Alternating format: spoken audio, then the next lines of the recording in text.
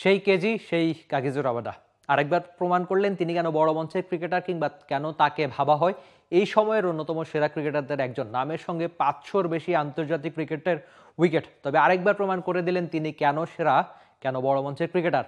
মানুষ run wicket পরিসংখ্যান খুব দ্রুত ভুলে যায়, মনে থাকে না। আপনাকে যদি আমি হুট করে একটা প্রশ্ন করি যে রাবাদার ওয়ানডে উইকেট সংখ্যা কত বা টেস্টের উইকেট সংখ্যা কত, আপনি হুট করে মুখস্থ বলে দিতে পারবেন না, কিন্তু রাবাদার ওই মোমেন্টগুলো আপনার অনেকদিন মনে থাকবে। আপনাকে রাবাদা সম্পর্কে জিজ্ঞেস করলে আপনি হয়তো বলে দিতে পারবেন দারুণ সব বলের গল্প, দারুণ সব উইকেটের গল্প, কিংবা ওই যে তার বাংলাদেশের সঙ্গে অভিষেকেই দারুণ বোলিংয়ের গল্পটা।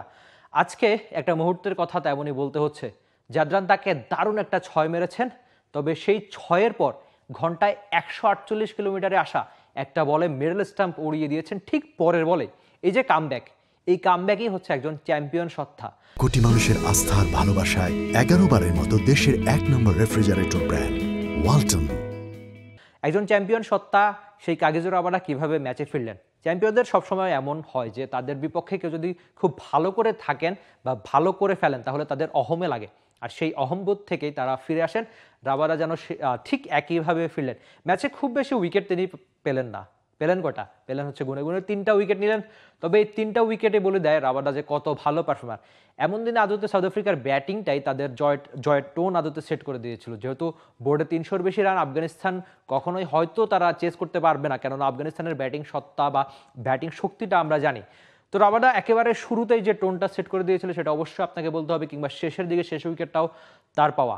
আর এই রাবাদা চ্যাম্পিয়ন সত্তা কেন বলছি, কাগিজো রাবাদার একবার ইন্টারভিউ করার সুযোগ হয়েছিল। তাকে জিজ্ঞেস করেছিলাম যে আপনি যে আন্তর্জাতিক ক্রিকেট বা এই সময়ের সেরা পেসারদের একজন, আপনার সাফল্য রহস্য কি? একদম ছোট্ট করে একটা উত্তর দিয়েছিলেন যে আমার সাফল্য রহস্য হচ্ছে খেলাটার প্রতি অনেক বেশি ভালোবাসা। এই ক্রিকেটটাকে হয়তো অনেকেই তার চেয়ে বেশি ভালোবাসে, কিংবা অনেকেই হয়তো তার মতো করেই ভালোবাসে, তবে ওই যে পরিশ্রম, ক্রিকেটটাকে ভালোবাসা, খেলাটার প্রতি একাগ্রতা, খেলাটাকে অনেক বেশি ওন করা, এই সব কিছু মিলিয়েই আধুনিক ক্রিকেটের অন্যতম সেরা পেসারদের একজন হয়ে উঠেছেন এই রাবাদা। টেস্টে তার বোলিং গড় খুব সম্ভবত 22 গড়ে এক একটা উইকেট নিয়েছেন, 300-র বেশি উইকেট নিয়েছেন। আর ওয়ানডেতে তো এই সময়ের সেরা পেসারদেরই একজন। আদতে কাগিজো রাবাদাকে আপনি নতুন বল হাতে দেন কিংবা পুরনো বল, শুরুর ওই 10 ওভারে আপনি কাজে লাগান কিংবা শেষের 10 ওভারে কাজে লাগান বা মিডল ওভারে গুরুত্বপূর্ণ ব্রেক থ্রু তুলতে, সব কিছুই এই কাগিজো রাবাদা পারেন। তিনি আসলে কি পারেন তার চেয়ে যেন বলা অনেকটা সহজ, কাগিজো রাবাদা কি পারেন না। আধুনিক ক্রিকেটের সেরা বোলারদের একজন তো বটেই, তবে আজকে যে দারুণ বোলিংটা করলেন, বিশেষ করে আফগান ব্যাটাররা তাকে ওই অর্থে খেলতেই পারলেন না।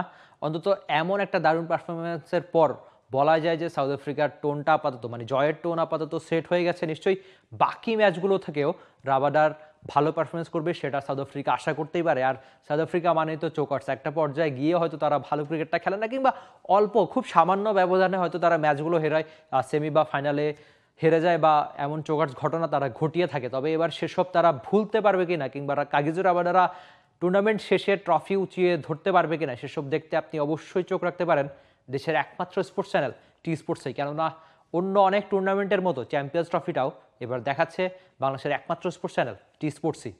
For more updates, subscribe to our YouTube channel and click on the bell icon. Follow us on Facebook and Instagram. Download T Sports app to enjoy exciting games and highlights. Visit tsports.com.